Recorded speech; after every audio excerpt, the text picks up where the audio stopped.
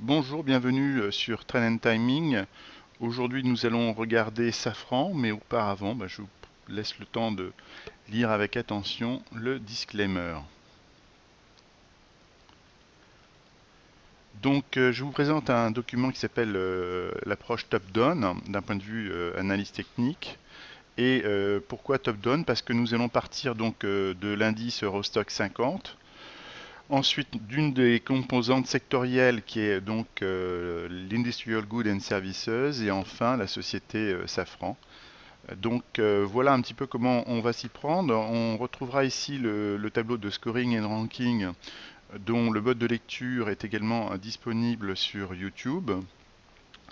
Donc ici, on se rend compte que l'Eurostoxx 50 a un scoring légèrement négatif, principalement dû au moyen terme et au long terme. L'indice sectoriel, quant à lui, est légèrement positif. Donc on a sur cette ligne-là le spread, on voit donc les écarts de valeur entre le secteur et l'indice. Donc on se rend bien compte que le secteur fait mieux que l'Eurostoxx 50 sur 4 horizons de temps sur 5. On a quelque chose quand même qui est plutôt sympathique. En revanche, si on regarde maintenant les données concernant Safran, on voit que d'abord son profil de performance multi-horizon nous offre un trend en absolu qui est clairement identifié en étant baissier.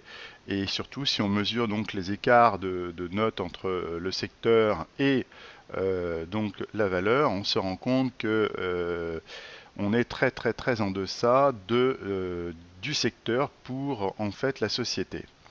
D'un point de vue exposition, eh bien, l'exposition, on la déduit tout simplement de deux profils, hein, l'asset manager ou le trader. Et à la visu, quand on regarde donc les graphes et que l'on prend en considération ce que sont et la tendance générale disponible à travers le TNT cumul position, ou bien en visualisant un petit peu ce bandeau qui est le long terme, le moyen terme ou le court terme, on se rend compte globalement que on est dans une tendance qui est baissière, telle que l'on peut l'indiquer ici avec des seuils de retournement que l'on met à votre disposition dans cette colonne. À droite, nous aurons donc en fait la lecture de la performance relative du titre contre l'Eurostoxx. Et ce que l'on voit, c'est que depuis quelques mois, le titre a déjà dévissé de près d'un peu plus de 15% en termes relatifs par rapport à l'Eurostoxx. On peut arriver dans une bande très très très long terme qui pourrait servir de support, mais enfin n'étant pas Madame Soleil, moi je serais quelqu'un de très factuel, et on peut dire que de façon instantanée, tant que le ratio va rester au-dessous de 1,91, 1,93, le titre restera dans une tendance de sous-performance par rapport au marché, donc il est plutôt considéré que l'on doive l'éviter.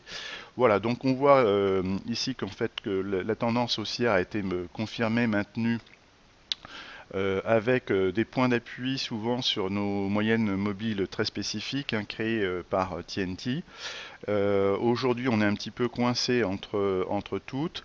On a une dégradation de la période d'accumulation sur le titre en termes de volume et il est fort probable que l'on aille chercher en réalité donc les supports que l'on a situés entre 51 49 et le second de mémoire est autour de 42. Voilà, écoutez, donc évitez de vouloir ramasser un couteau qui tombe tant que l'on n'a pas au moins les premiers seuils de changement de tendance qui soient dépassés ou une nouvelle qui, selon vous, pourrait invalider son comportement à long terme.